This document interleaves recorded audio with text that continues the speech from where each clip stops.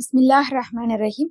கண்ணியமிக்க சகோதர சகோதரிகளே, அல்லாஹின் நல்லடியார்களே, அஸ்ஸலாமு அலைக்கும் வரஹ்மத்துல்லாஹி வபரகாத்துஹு. அல்ஹம்துலில்லா. அல்லாஹும்ம ஸல்லி அலா முஹம்மதின் வஅலா ஆலி முஹம்மதின் வபாரிக் வஸல்லிம். இன்னைக்கு நான் உங்களுக்கு பாத்தீங்கன்னா சிறப்புக்குரிய ஒரு அழகான அல்லாஹுடைய இஸ்மை கொண்ட ஒரு துவாவை சொல்ல போறேன். இது ஒரு துவா தான். இந்த துவாவை இந்த நாள்ல ஓதுங்க. நிச்சயமாக உங்களுக்கு செல்வம் பெருகும்னு சொல்லலாம்.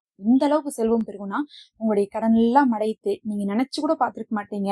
உங்களுக்கு சொந்த வீட்டை வாங்கி தரும், நல்ல நகை நட்டுகளை வாங்கி தரும், இன்னும் தேவையான எல்லா விஷயத்தையும் நீங்க அதன் மூலமாக அடைந்து கொள்ள முடியும். உங்களுடைய ஸ்டேட்டஸே அப்படியே உயர்ந்து கொண்டே போகும்.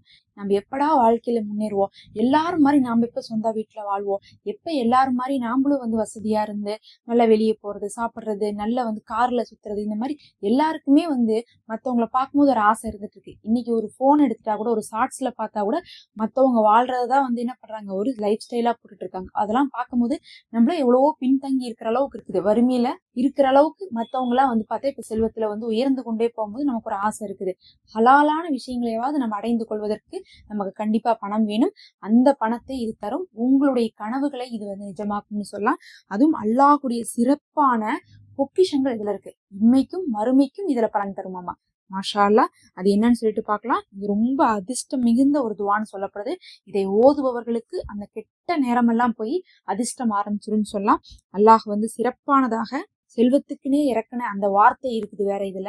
அதுதான் யா வஹாபு, யா வஹாபு ஹப்லி மின் நிஹ்மத்திக்க துன்யா வல் ஆஹிரத்தி இன்னக அன்தல் வஹாப் அப்படின்னு சொல்லக்கூடிய இந்த துவால ஃபர்ஸ்ட் ஆரம்பிக்கும் போது யா வஹாபு, கொடையாளனே அப்படின்னு சொல்லிட்டு அல்லாஹ்வை அழைக்கிறோம். இப்போ ஒருத்தவங்கள்ட்ட போய் உதவி செய்யறதுக்கு கேட்க போறோம்னா நம்ம என்ன சொல்லுவோம், உதவி செய்யக்கூடியவனே அப்படின்னு சொல்லிட்டு போனோம்னா, இந்த அடியான் என்னை உதவி செய்யக்கூடியவன்னு சொல்லிட்டான்னு சொல்லி அல்லாஹ் மறுக்காம கொடுத்துருவான். அதே மாதிரி செல்வத்தை கேட்க போகும்போது கொடையாளனே, தயாளம் உள்ளவனே, இன்னும் கஜானாக்கள்ல இருந்து செல்வத்தை அழிக்கக்கூடியவனே, அந்த மாதிரிலாம் கேட்கும்போது அல்லாஹும் உடனே நமக்கு என்ன பண்ணுவான், செல்வத்தை கொடுப்பான். இதனுடைய அர்த்தமே பெரும் கொடையாளனே, இவ்வுலகிலும் மறுமையிலும் உன்னுடைய அருட்கொடைகளிலிருந்து எனக்கு கொடையளி, எனக்கு வாரி வழங்கு, இன்னும் நிச்சயமாக நீதான் பெரும் கொடையாளனாக இருக்கிறாய் அப்படின்னு நம்ம சொல்றோம். இம்மை மறுமை ரெண்டுலுமே கேட்கிறோம். மாஷா அல்லாஹ்.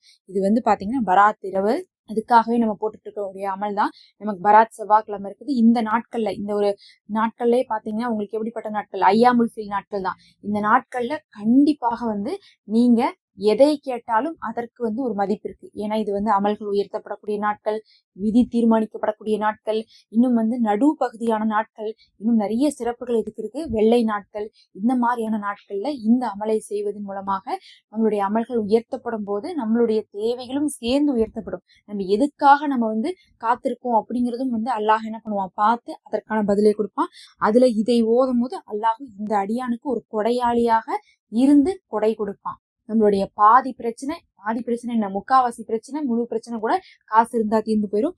அதனால இதை கேளுங்க. இம்மை மறுமையுடைய கொடையை எனக்கு கொடு, நீதான் அந்த கொடையை வச்சிருக்க, அதை தயாளமா கொடுக்கக்கூடியவனாக இருக்கிற அப்படின்னு சொல்லிட்டு நம்ம வெளிப்படையாக செல்வத்தை அல்லாஹிடத்துல கேட்கக்கூடிய இதை நீங்க 100 முறை ஓதிக்கொள்ளுங்க.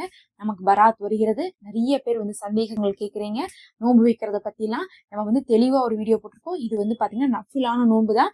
எப்ப நீங்க நோன்பு வைக்கிறீங்கன்னா செவ்வாய்க்கிழமை நைட்டு சகர் செஞ்சு புதன்கிழமை வச்சுக்கிறீங்க.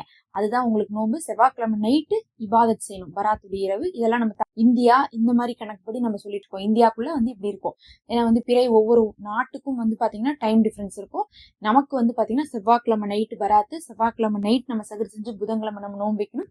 செவ்வாய்க்கிழமை நைட்ல நீங்க நிறைய இபாதத் செய்யுங்க. முடிஞ்ச அளவுக்கு தூங்க போறதுக்கு முன்னாடி, இல்ல தூங்காமையே இருந்து நம்ம செய்யலாம். தூங்காம இருந்து செய்ய முடியாட்டாலும் கூட நீங்க நேரமா ஆரம்பிச்சுக்கோங்க. ஒரு 8 மணி 9 மணிக்கெல்லாம் இபாதத் செய்ய ஆரம்பிச்சிட்டோம்னா நைட்டு 12 மணி 1 மணி வரையும் செஞ்சு படுத்தாவே நம்ம நிறைய நேரம் செஞ்சிருவோம். சிலர் நைட்டு செய்யறேன்னு ஆரம்பிப்பாங்க, ஆரம்பிக்கிறதே 1 மணிக்கு மேலதான் ஆரம்பிப்பாங்க. அப்ப எவ்வளவு நேரம் இருக்க போகுது, உங்களுக்கு ஒரு 4 மணி நேரம் தான் இருக்கும். அதுக்கு நம்ம அதை முந்தின நேரமா கூட என்ன பண்ணிடலாம், அந்த இபாதத்தை நம்ம செஞ்சிடலாம். நைட்டுனா நைட்டு முழிச்சுதான் உட்காந்து செய்யணும். நம்ம முந்தின நேரம் செய்யறது கூட நைட்டுடைய கணக்குல தான் வரும். இது பாத்தீங்கன்னா மக்ரீப்ல இருந்தே உங்களுக்கு ஸ்பெஷல் தான். மக்ரீப்ல இருந்து இபாதத்தை ஆரம்பிச்சு அந்த யாசின் ஓதுறதுல ஆரம்பிச்சு நைட் எல்லாம் இபாதத் செஞ்சு சஹர் வைக்கணும். அதனால இந்த நாளை சரியா திட்டமிட்டு கொள்ளுங்க. என்னென்ன அமல் செய்யணும் நம்ம ஆல்ரெடி போட்டுட்டு தான் இருக்கிறோம். அதுல எல்லாம் பாருங்க. அதுல எல்லாம் ஓத வேண்டிய களிமா திக்ருகள் எல்லாமே தொகுத்து கொடுத்துட்டு இருக்கோம். அதையெல்லாம் கையோட செய்து கொள்ளுங்க. இது பயனுள்ளதாக இருக்கும்னு நினைக்கிறோம். மறக்காம சப்ஸ்கிரைப் பண்ணி இந்த வீடியோக்கு ஒரு லைக் கொடுங்க. அஸ்ஸலாமு அலைக்கும். நம்ம சேனல்ல மெம்பர்ஷிப் இருக்கு, விரும்புறவங்க ஜாயின் பண்ணிக்கோங்க.